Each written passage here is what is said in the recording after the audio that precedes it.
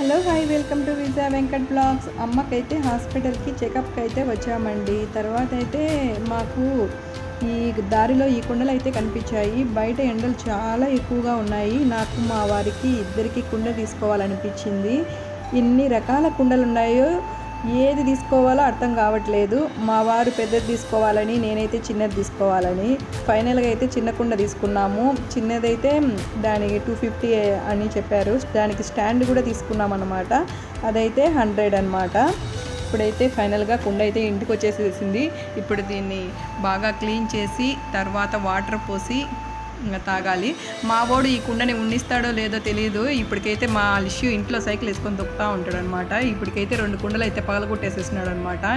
అవి నల్ల కుండలు అనమాట. ఇదైతే ఎర్రకుండ తెచ్చుకున్నాను. ఇలాంటి కుళాయి ఉండే కుండ అయితే ఇదే ఫస్ట్ టైం నేను తెచ్చుకోవడము. నా వీడియో మీకు నచ్చితే లైక్ చేయండి, సబ్స్క్రైబ్ చేసుకోండి. విజయ వెంకట్ బ్లాగ్స్. బై.